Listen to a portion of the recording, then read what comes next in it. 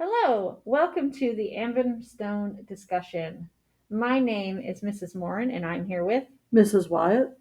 Let's go ahead and talk about that title. So, this is the title here, Ambum Stone, and it is Neolithic Oceania. So, that's the artist. And you can also think of that would have been new people that were in what's now modern day New Guinea. The historical period is Neolithic, and the materials and techniques, this would have been carved gray wax stone. And Mrs. White, could you do the next part? Yeah, so let's talk real quick about the intended purpose of him. He is the pestle of a mortar and pestle. Is that right? He's not the bowl. He's the Yes. piece that you grind with. Yes. And so his little rear end there, you would hold him by his head and neck, and you would grind things up. Mm-hmm. And we'll talk about why he was used as part of sacred rituals. Mm-hmm. And he is believed to have a life of his own, and we'll go into that a little bit more in a minute.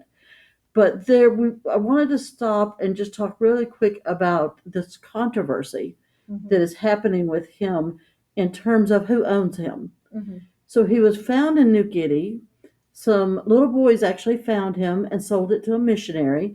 The missionary then took it off the island and ended up in Australia. Mm-hmm. At that point, the Australians put it into the museum, and along the way, the New Guineans decided they wanted it back. And they said, no, no, no, you can't have it back because we need to keep it for safekeeping, that you're not capable of taking care of it. But the bad part about it is they actually dropped it and broke it. So in New Guinea, they've built this really beautiful new museum. And that museum, we're going to show it to you in just a minute. This museum here, they have sent their people to go all over the world to different museums to learn how to do everything right, how to keep the temperatures right, everything right. And so they've gone into world court and asked for the Ambum stone back. Again, because it was broken, and that this is a really, really important piece of their history. The mortal and pestle was actually used. Let's go ahead and talk about the patron and the intended audience. So the patron is this whole big man system that exists. And what it basically is the most powerful man owns most of the stuff. He has all the pigs, he has all the land, he's in control. You got to be a big man to do that. So the big man would have owned the mortar and pestle, and he would have used it to do spells and rituals and grind things up for different magical ceremonies. And this ambum stone, which is a echidna, and this is what an echidna looks like. They think maybe it was an embryo, so it was an unborn echidna, and that this piece would have had its own powers, and it would have been able to transform itself and wander around. And they said that they even believed that they could reproduce and everything.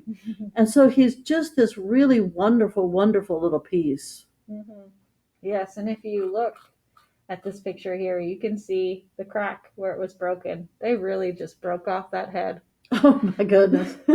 It's horrifying because it's such an old piece. Yes. And that it's such an important piece. Yes, and for them to have believed at some point that this was a living thing. Right. And now its head's broken off.